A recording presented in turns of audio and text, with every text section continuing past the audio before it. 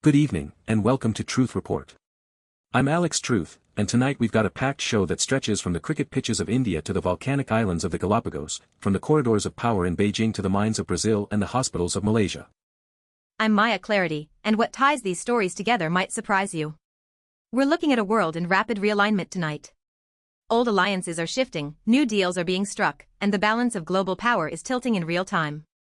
Let's get into it. We're starting with a story that on the surface looks like sport, but underneath it's geopolitics, economics, and national pride all colliding on a cricket field. The T20 World Cup Super 8s are underway, and tonight's marquee matchup is India versus South Africa. And this is not just any matchup, Alex. This is a rematch of the last T20 World Cup final. Defending champions India, who are also co-hosting this tournament, going head-to-head with a South African side that has never won a T20 World Cup title. The stakes could not be higher. Let's set the scene. According to Al Jazeera's reporting, India are coming in as defending champions and co-hosts, which gives them an enormous home advantage. The Super 8 stage is where the tournament separates contenders from pretenders, and this match is the headline fixture of the round. What makes this fascinating from a deeper perspective is what the T20 World Cup represents for both nations. For India, cricket is essentially a state religion. The Board of Control for Cricket in India generates billions in revenue. A successful home tournament isn't just about trophies. It's about justifying India's enormous economic dominance over the sport, the broadcasting deals, the sponsorship empires, the political capital that comes from delivering a spectacle. And for South Africa, this is about something entirely different. This is a team that has historically been labeled as chokers on the world stage, a team that carried the weight of the apartheid-era ban from international cricket, and a team that has been rebuilding its identity in the post-isolation era. Getting to the final last time was a statement. Winning this time would be transformative. Let's talk about the lineups and what we know heading into this match. India's squad is loaded with IPL superstars, players whose market value runs into the tens of millions of dollars. Their batting order is built for the T20 format, aggressive, explosive, designed to put up big totals. The bowling attack has variety, pace, spin, and the kind of death-over specialists that win tight games. South Africa, on the other hand, have built their squad around a core of players who thrive under pressure. Their pace bowling attack is among the best in world cricket, and they've got batters who can anchor an innings or accelerate when needed.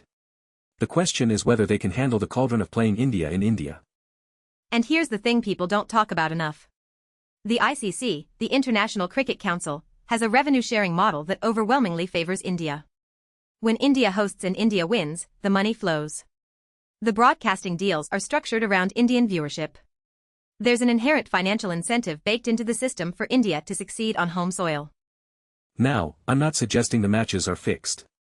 What I am saying is that the entire infrastructure of world cricket is built to maximize Indian engagement, which means Indian success. Home conditions, pitch preparation, scheduling, all of it subtly tilts the field. South Africa is not just playing 11 men. They're playing an entire ecosystem. The geopolitical angle here is India's growing use of cricket as soft power. India has leveraged the IPL to bring players from every cricket nation into its orbit. Pakistani players excluded, of course, which tells its own story. But South African, English, Australian, West Indian players all come to the IPL, earn life-changing money, and become part of India's sporting narrative. So when India faces South Africa tonight, watch for more than just runs and wickets. Watch for how the broadcast frames the narrative, watch for the corporate sponsors lining the boundary, and watch for the political figures in the stands. This is cricket as a projection of national power, and it's happening in real time. Let's shift gears now to a story that genuinely made me smile, but also made me think hard about what it represents. Giant tortoises are returning to a Galapagos island after 150 years of absence. More than 150 of these magnificent creatures have been reintroduced to Ecuador's Floriana Island.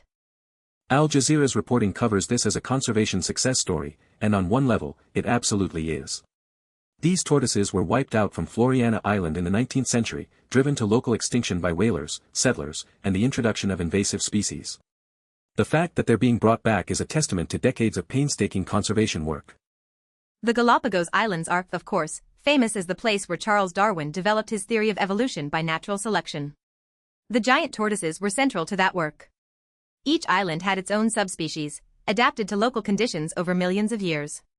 When humans arrived, they saw slow-moving protein sources, and they nearly ate them all into extinction.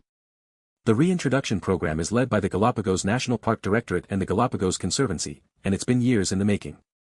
These aren't just any tortoises being dropped on an island. They're genetically selected individuals from breeding programs, chosen because they carry DNA from the original Floriana population. Scientists have been cross-referencing genetic markers for years to get this right. And here's where the deeper story lies. Floriana Island has been the subject of one of the most ambitious ecological restoration projects in the world. It's not just about the tortoises. They've been working to eradicate invasive rats, feral cats, and other introduced species that devastated the native ecosystem. The tortoises are being reintroduced into an environment that's been carefully prepared for their return. But let's be honest about the broader context. The Galapagos Islands face threats that no breeding program can solve on its own. Climate change is altering ocean temperatures, which affects the marine ecosystems these islands depend on. Illegal fishing in the Galapagos Marine Reserve is an ongoing problem. Tourism, which funds conservation but also brings pressure, is a constant balancing act. Ecuador itself is going through one of the most difficult periods in its modern history. The country has been battling drug cartel violence, economic instability, and political upheaval. Conservation funding competes with urgent security and social needs. The fact that this reintroduction is happening at all speaks to the dedication of the scientists and rangers on the ground, often working with limited resources. There's also an important philosophical point here. We celebrate the return of these tortoises, and we should. But we should also ask ourselves why they disappeared in the first place. It wasn't natural selection. It was exploitation. Humans took what they wanted and left devastation behind. The fact that it took 150 years to begin repairing that damage should humble us. The good news is that Galapagos tortoises are resilient creatures. They can live over 100 years, they're adaptable, and if given the chance, they can repopulate. The key phrase there is if given the chance. That means sustained funding, sustained political will, and sustained international attention. One feel-good news cycle isn't enough. Watch this space, because the success or failure of this reintroduction will tell us a lot about whether humanity can actually reverse the damage it's done to the natural world, or whether these efforts are just band-aids on a wound that keeps getting deeper. Now we turn to what may be the most consequential geopolitical story of the week. According to reporting from the South China Morning Post, U.S. President Donald Trump may be heading to China for a meeting with President Xi Jinping, but with significantly less leverage than he might have expected. The reason? The U.S. Supreme Court has struck down his signature tariff policy. Let's unpack this, because it's enormous. The White House confirmed Trump's China visit on Friday, and it came on the very same day that the Supreme Court ruled against his tariff authority. The timing here is extraordinary. You have a president who built his entire trade strategy around tariffs, particularly against China, and the judicial branch of his own government just pulled the rug out from under him. The South China Morning Post's reporting, citing Chinese analysts and exporters, says the court's decision could fundamentally weaken Trump's negotiating position with Xi Jinping. And think about what that means. Trump's leverage in any China negotiation has always been the threat of economic pain through tariffs. If the courts say he can't unilaterally impose those tariffs, his biggest weapon has been disarmed. Chinese analysts quoted in the report are framing this as a potential opening. They see a weakened Trump coming to the table, and in diplomacy, weakness is an invitation. Xi Jinping has been consolidating power domestically, managing China's economic transition, and building alternative trade networks through the Belt and Road Initiative. He's been playing the long game, and now the short game may be turning in his favor too. But here's the nuance that matters. The Supreme Court ruling isn't just about China. It's about the fundamental question of executive power in the United States. Can a president unilaterally reshape trade policy without congressional approval? The court said no, and that has implications far beyond any single bilateral relationship. For U.S.-linked exporters in China, the South China Morning Post reports this could actually be short-term good news. If Trump can't threaten new tariffs, there's less uncertainty for businesses operating in both markets. The supply chains that have been whipsawed by trade war rhetoric might get a moment of stability. But let's not kid ourselves about what stability means in this context. The U.S.-China relationship is the defining geopolitical rivalry of our era. It encompasses trade, technology, military posture in the Pacific, Taiwan, influence in the developing world, and the race for dominance in artificial intelligence and quantum computing. Tariffs were just one front in a much larger conflict. What I find most striking is the optics. Trump built his political brand on being a tough negotiator, the dealmaker who would stand up to China. Now he's heading to Beijing having just been told by his own Supreme Court that his approach to trade was legally unsound. Xi Jinping, whatever his other challenges, does not have an independent judiciary striking down his economic policies. And that's both Xi's advantage and his vulnerability. Autocratic systems can move fast and act decisively, but they also lack the self-correcting mechanisms that democratic institutions provide. The Supreme Court ruling, painful as it is for Trump, is actually American democracy working as designed, checking executive overreach. The question now is what Trump brings to the table instead of tariffs. Does he pivot to technology restrictions, to military posturing, to some new framework? Or does he go to Beijing looking for a deal that he can sell as a win back home, even if the substance favors China? That's what everyone from Wall Street to the Pentagon is watching. Keep your eyes on this visit, because whatever comes out of it will shape the global economic order for years. And now, Alex, let's connect this directly to our next story, because it fits like a puzzle piece. Exactly right. India and Brazil have just signed a critical minerals deal, and according to Al Jazeera's reporting, Brazilian President Lula called the critical minerals and rare earths agreement the core of a pioneering partnership between the two nations. This is directly about reducing dependence on China. Let's explain why this matters so much. Critical minerals, things like lithium, cobalt, nickel, and rare earth elements, are the building blocks of the modern economy. They go into everything from smartphones to electric vehicles to wind turbines to military hardware. And right now, China dominates the global supply chain for many of these materials. The numbers are staggering. China processes roughly 60 to 70% of the world's lithium, controls the majority of rare earth refining, and has used that dominance as geopolitical leverage. When China restricted rare earth exports to Japan in 2010 over a territorial dispute, it sent shockwaves through global manufacturing. Every country that depends on these materials took note. India has been particularly vulnerable. It's trying to build out its own electronics manufacturing, its own electric vehicle industry, its own renewable energy infrastructure, and all of that requires critical minerals that it doesn't have in sufficient domestic supply. Being dependent on China for those inputs is a strategic liability that New Delhi has been trying to address for years. Brazil, on the other hand, is sitting on enormous reserves. It has significant deposits of lithium, niobium, rare earths, and other critical minerals. Brazil is already one of the world's largest mining economies, but it hasn't fully exploited its critical minerals potential because the investment and infrastructure haven't been there. So this deal represents a convergence of interests. India gets a supply chain that bypasses China. Brazil gets investment, technology transfer, and a guaranteed market for its minerals. Both countries strengthen their position in what's essentially a global scramble for the raw materials of the 21st century economy. President Lula framing this as a pioneering agreement is significant. Brazil under Lula has been positioning itself as a leader of the global south, someone who can deal with both the West and China without being beholden to either. This minerals deal with India fits that strategy perfectly. It diversifies Brazil's economic relationships while giving it leverage in multiple directions. For India, this is part of a broader strategy under Prime Minister Modi's government to build what they call resilient supply chains. India has been signing similar agreements with Australia, with African nations, and with partners across the Indo-Pacific. The goal is clear: never be in a position where China can turn off the tap on essential materials. And here's where it connects to the Trump-Xi story. If the United States can no longer use tariffs as its primary tool against China, then these alternative supply chain arrangements become even more important. The battle for economic independence from China isn't being fought with tariffs alone. It's being fought mine by mine, refinery by refinery, trade deal by trade deal. The environmental dimension of this can't be ignored either. Mining for critical minerals is enormously destructive. It involves deforestation, water contamination, displacement of indigenous communities, and significant carbon emissions. Brazil's Amazon region, already under intense pressure, could face new threats if mining expands without proper environmental safeguards. That's the tension at the heart of the green energy transition. We need these minerals to build the clean energy infrastructure that will fight climate change, but extracting them often causes its own environmental devastation. It's a paradox that nobody has fully resolved, and deals like this one will determine whether the transition is done responsibly or recklessly.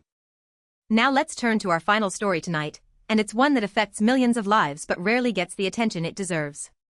Malaysia is seeing a sharp rise in tuberculosis cases, with the cumulative total now exceeding 3,161 cases, and the health ministry is raising alarm bells. According to the South China Morning Post's reporting, 596 new TB cases were reported in just the 6th epidemiological week of this year. That's a significant number for a country of Malaysia's size and development level. And the timing is critical because this surge is coinciding with Ramadan, when millions of Malaysians gather at bazaars and breaking fast events. Let's be clear about what tuberculosis is and why this matters globally. TB is caused by the bacterium Mycobacterium tuberculosis. It spreads through the air when infected people cough, sneeze, or even speak. It's one of the oldest known human diseases, and despite being both preventable and treatable, it remains one of the world's deadliest infectious diseases. The World Health Organization estimates that TB killed approximately 1.3 million people globally in recent years. What makes this Malaysian outbreak particularly concerning is the context. The health ministry specifically flagged crowded, enclosed, and poorly ventilated spaces as risk factors.